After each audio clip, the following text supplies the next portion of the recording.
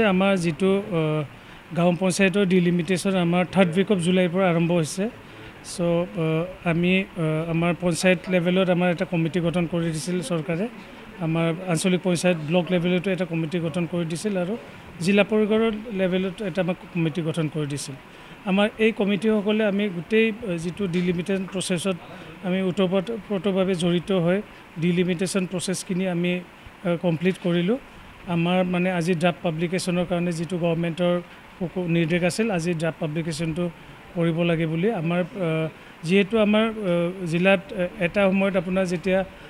MP ইলেকশ্যনৰ আগত আমাৰ 4খন সমষ্টি আছিল এতিয়া কলাইগাঁও সমষ্টি যেহেতু ডিলিমিটেশ্যনত আপোনাৰ উদালগুৰিলৈকে গুচি গ'ল আমাৰ এটা 3খন বিধানসভা সমষ্টি থাকিলগে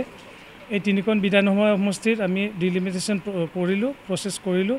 সো আমাৰ পকটৰখন মানে গাঁও পঞ্চায়ত আছিল গাঁও পঞ্চায়তটো ইনটেক থাকিব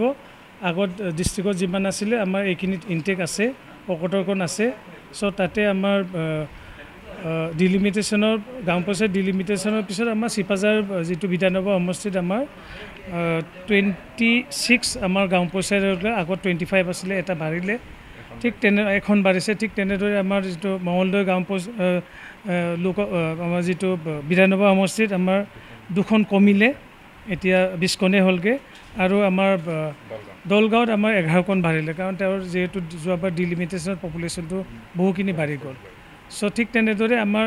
আঞ্চলিক পঞ্চায়ত আমাৰ দুটা ব্লক দলগাঁৱত আছে দুটা আঞ্চলিক পঞ্চায়ত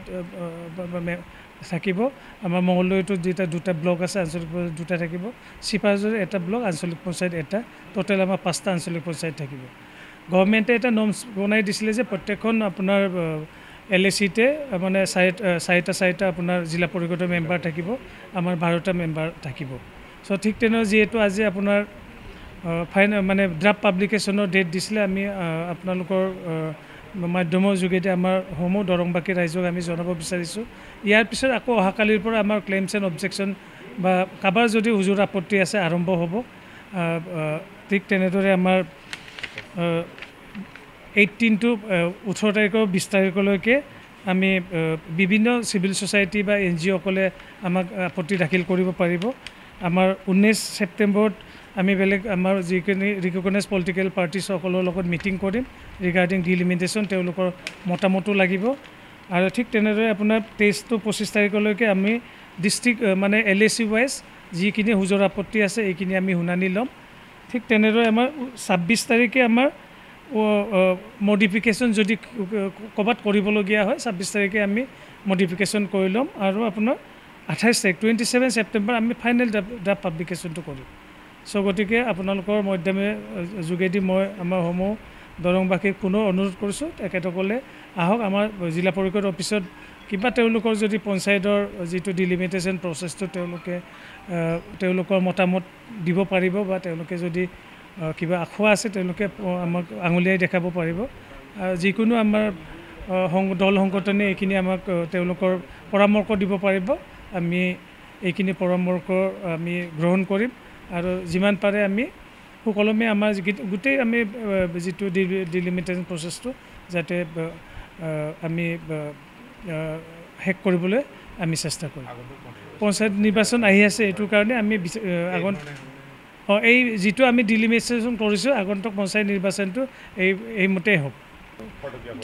ডিসেম্বৰৰ ভিতৰত পঞ্চায়ত নিৰ্বাচন হ'ব সো গভৰ্ণমেণ্টৰ আমাৰ নিৰ্দেশ আছিল যাতে এই মাহৰ ভিতৰতে আমি ফাইনেল পাব্লিকেশ্যন কৰি পাব্লিকেশ্যনৰ পিছত আকৌ নতুন ভোটাৰ লিষ্ট নতুনকৈ বনাব লাগিব এই ডিলিমিটেশ্যনটোৰ কাৰণে আমি কিছু পঞ্চায়ত নিৰ্বাচনৰ এটো লৈও আমি অলপ অসুবিধাত পৰি আছো এতিয়া ষ্টেট ইলেকশ্যন কমিছনৰ আমাক যথেষ্ট মিটিং কৰি আছে বা আমাক যিখিনি আমাৰ আগতটো আপোনালোকৰ যেটো ভোটাৰ লিষ্ট আছিল অফলাইন আছিল এটো মানে মেনুৱেলি কৰিছিল এতিয়া এটা যি নেক্সট পঞ্চায়ত ইলেকশ্যনৰ কাৰণে অনলাইন কৰিবলৈ দিছে আমাৰ যিখিনি ভোটাৰ লিষ্ট আছিল ডিজিটাইজ কৰিবলৈ দিছে সো এই ডিলিমিটেশ্যন প্ৰক্ৰিয়াটো যদি আমি আপডেট কৰিব পাৰো আমি যিখিনি ভোটাৰ লিষ্ট এইখিনিও আমি ডিজিটাইজ কৰি অনলাইন কৰিব পাৰিম